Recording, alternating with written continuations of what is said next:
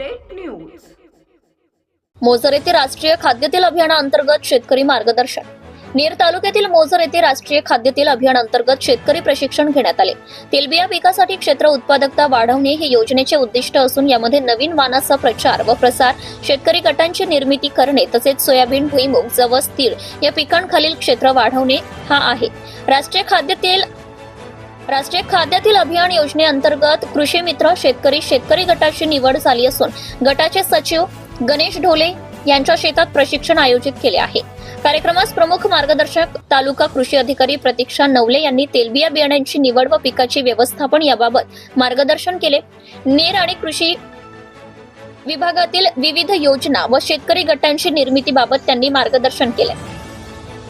Moser येथील सरपंच वंदना गणेश चव्हाण, श्री प्रशांत जोल्हे, मंडळ कृषी अधिकारी नेर यांनी महाराष्ट्र कृषी विभाग यांनी निर्माण केलेला महाकृषी विस्तार या मोबाईल ऍप्लिकेशन वापरणे त्याबाबत शेतकऱ्यांना प्रशिक्षण दिले।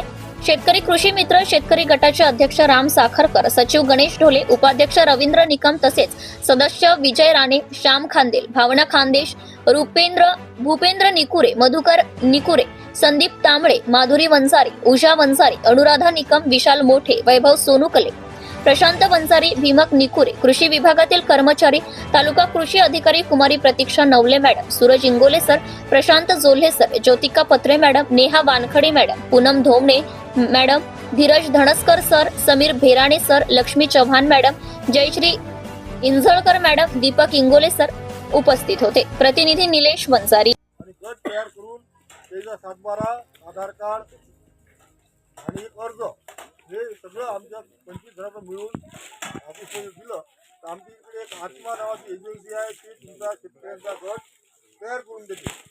जोपर्यंत तुमचा गट राहणार नाही तोपर्यंत तुम्ही योजनेला पात्र होत नाही। तुम्हाला अनुभव असेलच, जिथं उपस्थित आहे त्यांचा गट आहे त्यांनाच आपण लाभ दिलेला आहे, बियाणं आलेला आहे।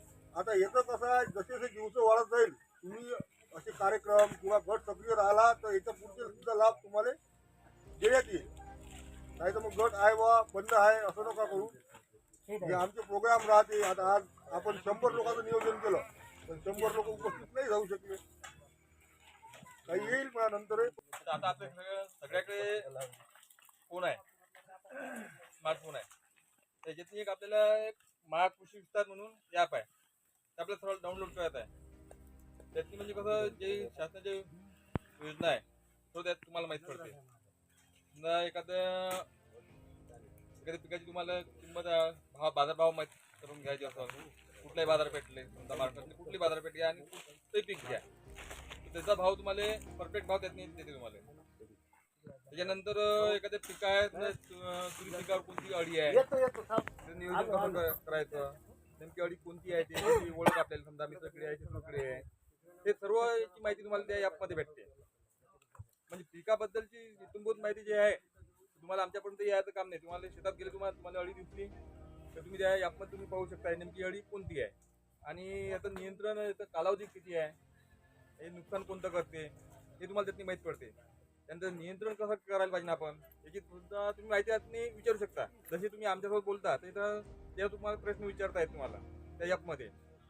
आता ही अळी आहे त्याच्यावर नियंत्रण कसं करायचं तर त्याची माहिती सुद्धा तुम्हाला ते सांगते। म्हणजे सर्व माहिती त्या ॲपमध्ये आहे। त्याच्यानंतर कसं आहे, तुम्हाला जे बाजारभाव सांगितलं तर आता आपल्याला 8 दिवसाच्या आधीचे तुरीचे भाव किती होते, कोणत्या मार्केटमध्ये किती होते ते सुद्धा माहिती त्यात मिळते। त्यानंतर हवामानाविषयी जे हवामानाबद्दल जे आहे तर आता इथून 8 दिवसांचं हवामान कसं राहणार आहे याची सुद्धा माहिती त्याच्यात नाही आहे।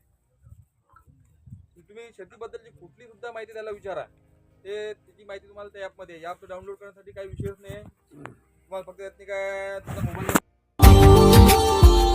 Subscribe now and press the bell icon. Never miss an update.